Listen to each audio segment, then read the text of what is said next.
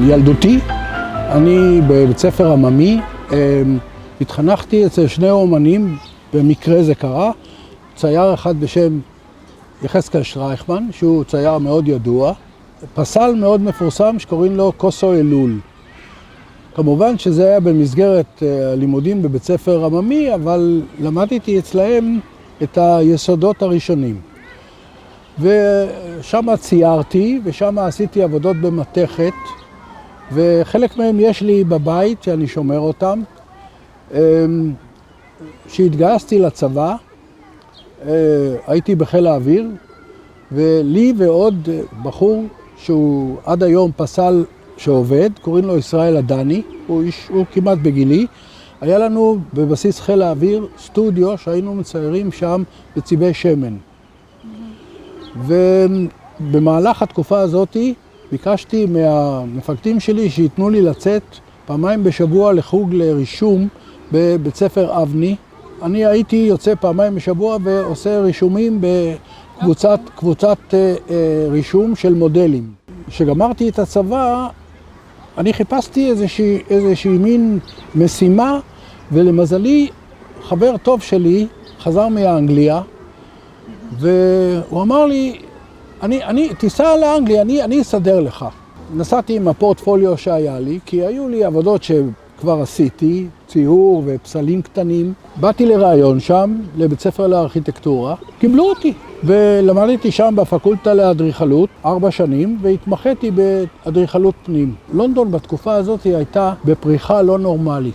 התיאטרון והפיסול והציור והסופרים והמוזיקה, לונדון הייתה בשיא שלה. אז אמרתי, אני נוסע למקום הזה, כי זה המקום ובאמת ספגתי המון דברים מסביב,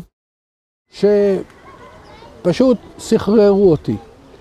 אני פגשתי כל מיני אנשים שהיו קשורים לדברים שקורים מסביב בלונדון. לא להיכנס לזה עכשיו, ואני לא אתן שמות וזה. תעשיית הסרטים הייתה בשיא שלה עם הסרטים הבריטים, ובין השאר התקשרתי עם קבוצת של אומנים שעסקו בפיסול מתכת. מסביב ראיתי פיסול ממתכת, ראיתי פופ ארט, אופ ארט, בלגן לא נורמלי של זרמים, ואני לא ידעתי איפה אני נמצא, אבל אני המשכתי לעבוד, ואני עבדתי בסן מרטין, שהיה בית ספר הזה ששם צמח החוג הזה של פיסול ממתכת, אנטוני קארו זה שם האומן, הוא ניהל את הפקולטה לפיסול, ואני לא עבדתי בקבוצה הזאת, כי אני עבדתי פארט-טיים, אני למדתי אדריכלות, ושם עבדתי ועשיתי ניסיונות עם חומרים רכים לפיסול, כמו קרטון, נייר, בדים, דברים ניסיוניים, הפוך בדיוק למה שעשו בברזל, שזה חומר קשה. ואז יום אחד, חבר שלי שעבד אצל מור, אמר לי, רמי, הנרי מחפש אסיסטנט. בעבר אני הייתי כבר פעמיים אצל הנרי מור בביקורים, כי חבר שלי גר לא רחוק ממנו, וכשבאתי לרעיון שלו, אצלו עם הפורטפוליו שלי, הוא לא הסתכל על העבודות שלי בכלל, הוא אמר לי, תבוא ביום שני לעבודה, אני אשלם לך עבור הנסיעה לפה, אני אשלם לך כך וכך כל חודש, תתחיל לעבוד. אני זוכר אותך, הוא אומר לי. אני עבדתי על 2 פרויקטים גדולים מאוד. הראשון הזה שצילמנו לקח כמעט שנה, או קצת יותר, והפרויקט השני לקח 3 שבועות. הראשון היה מודלינג, עם גבס אתה עושה מודלינג, והשני היה מהקלקר שהגיעו בלוקים סטנדרטיים, והייתי צריך לחצוב מהם את הצורה, שזה הפיסול הקלאסי, החציבה. בשבילי הדבר הזה היה אוניברסיטה. אוניברסיטה. אני פגשתי אנשים מאוד קשורים לענף האומנות, וחוץ מזה העבודה שלי הייתה כל כך מעניינת.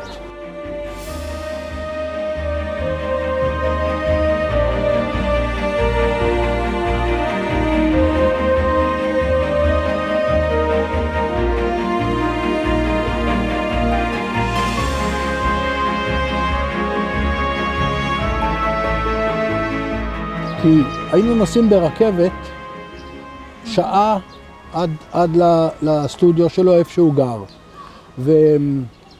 ובדרך חזרה היו מצטרפים אלינו כל מיני אנשים שבאו לבקר אותו, ואנחנו היינו מדברים איתם שזה היה פשוט מדהים, מדהים. You said he is a famous person like sir or what לא, יותר גבוה, יותר גבוה מסר.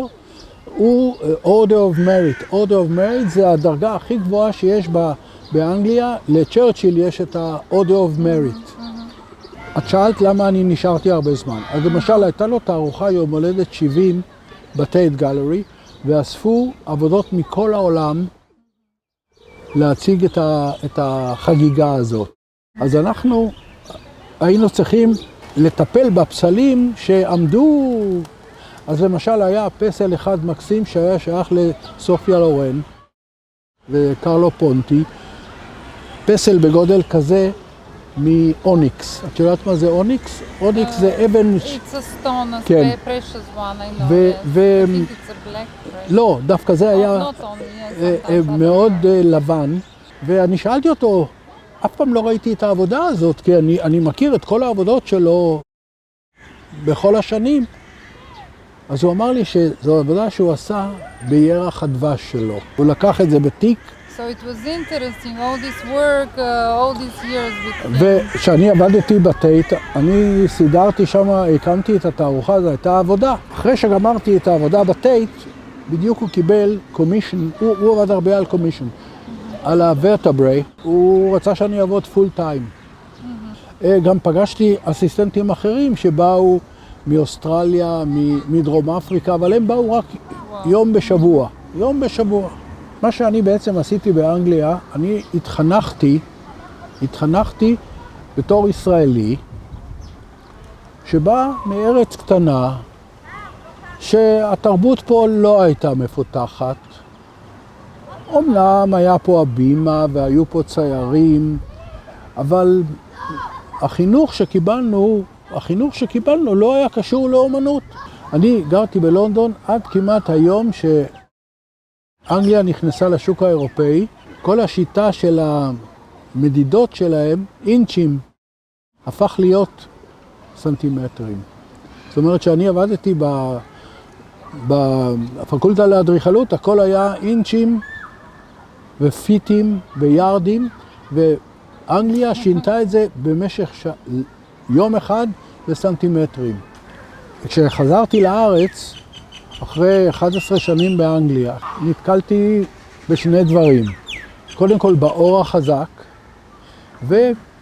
והבלבול שהיה לי בראש מכל האומנויות האלה שראיתי באנגליה, שבהמשך יש את המיצבים, העמדות של כל מיני דברים שכבר לא נראים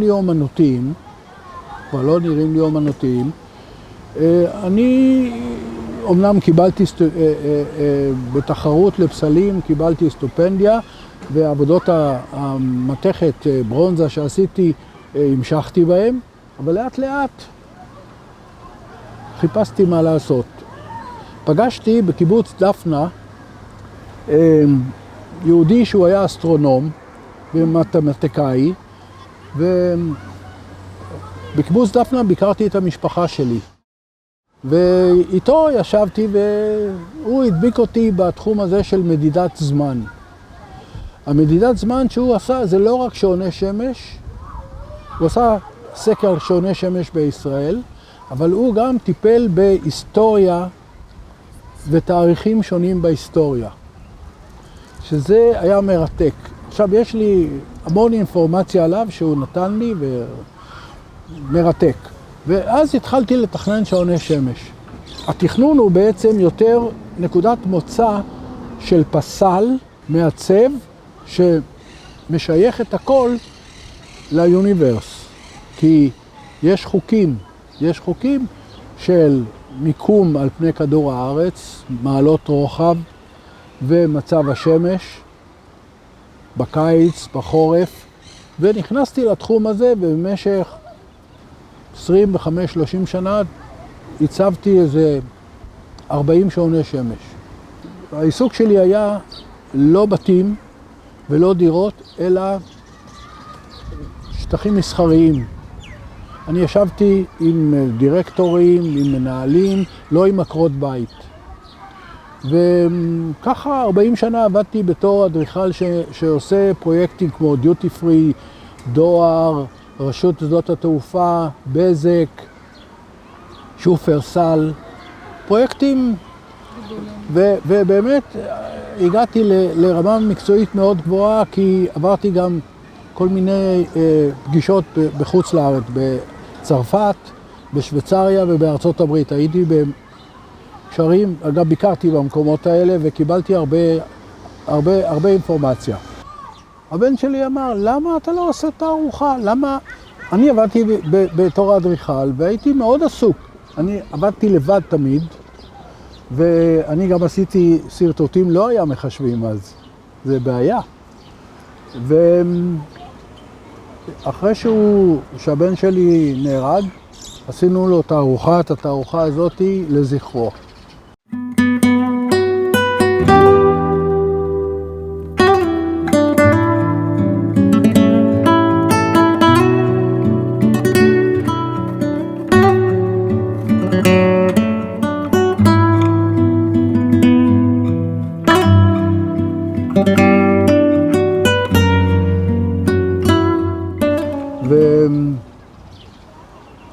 וכמובן שהמשכתי, ואני ממשיך גם עכשיו, ולפני שבוע שמתי בתערוכה, בצוגה ברד בינת, שם ברחוב הברזל, שמתי שעון חדש, מאוד מיוחד.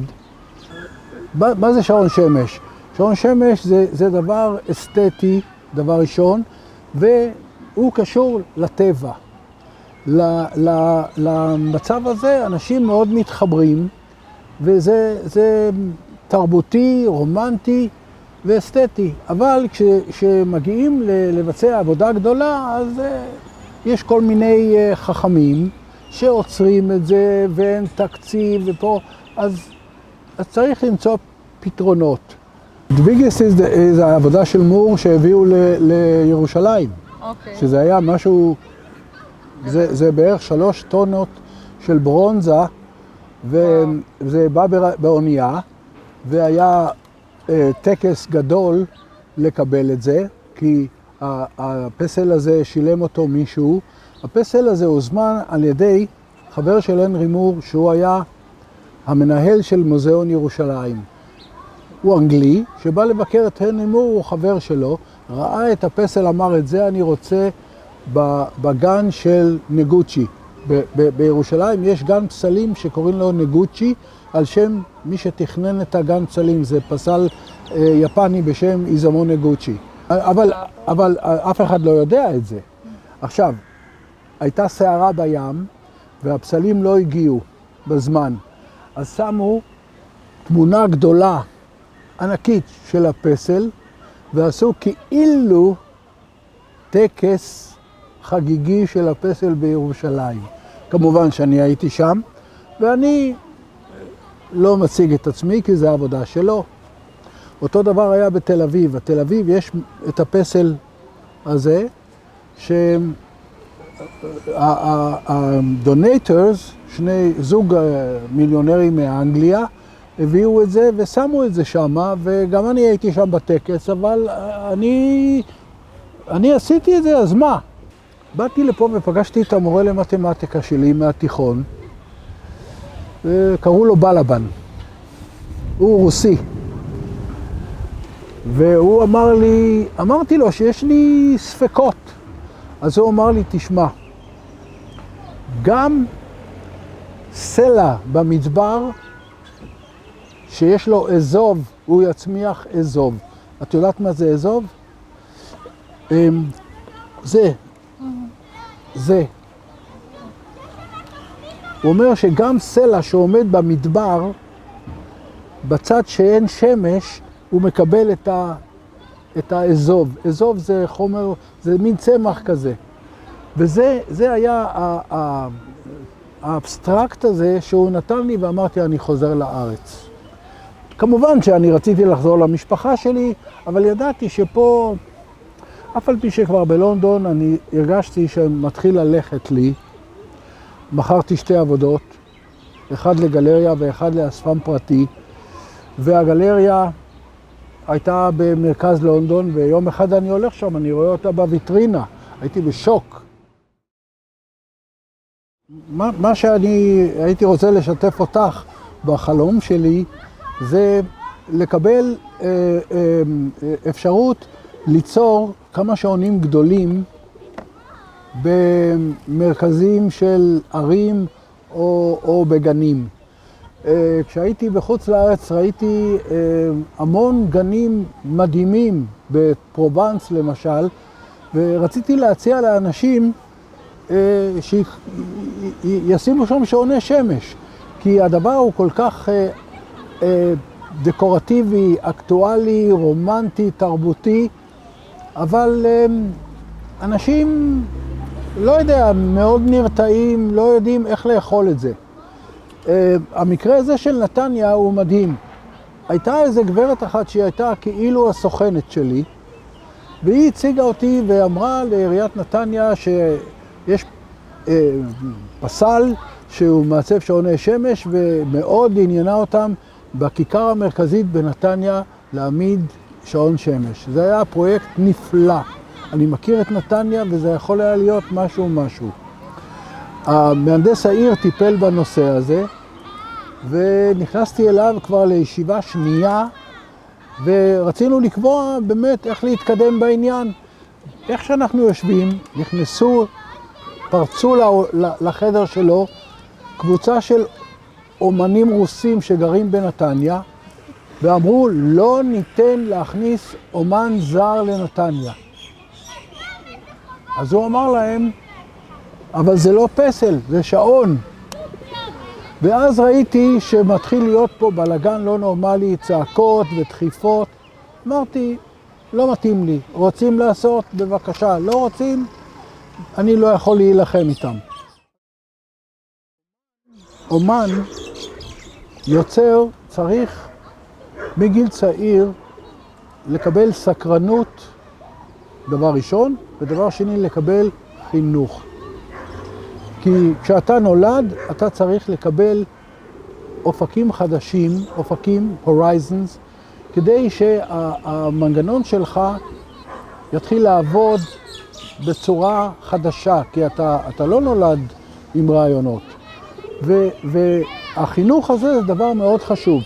אני סיפרתי לך שאני קיבלתי את החינוך שלי מגיל מאוד צעיר, מזל היה לי, איך להשתמש בידיים. והדברים האלה הם בסיסיים בשביל אומן. עכשיו, יש הרבה אומנים שנתקעים באמצע הקריירה שלהם, כי הם לא מסוגלים גם להיות אומנים וגם להיות מוכרים את האומנות שלהם, או מעבירים את האומנות שלהם. הם צריכים מישהו שיעזור להם. ואני מבין שמה שאת עושה זה דבר מאוד חשוב לאומנים, כי אומן הוא תקוע בביצה שלו, ורק אנשים מבחוץ יודעים איך לייצג אותו. סיפרתי לך בהתחלה שהנרי מור אמר שאומן לא צריך לדבר, הוא צריך לתת לעבודות שלו שיציגו את עצמו. לכן דרוש יזם או מישהו שיציג את האומן לפני הציבור. זה הדבר הכי חשוב. ובאמת אני חושב שמה שאת מנסה לעשות, אני מוריד את הכובע, אני רק מקווה שתצליחי. תודה. כי בלי זה יש הרבה אומנים שנשארים בצד, ואף אחד לא יודע מי הם, ופתאום שהם הולכים לגיל 90 ומשאירים איזה עיזבון, אז אומרים, זה מאוד עצוב, ואני לא יודע איך להמשיך להגיד לך מילים חמות על מה שאת עושה. אני רק מקווה שתצליחי, ואני בטוח שתצליחי, ואני לא יודע אם אני בדיוק בגיל שלי מתאים לפורמולה הזאת, אבל מי יודע?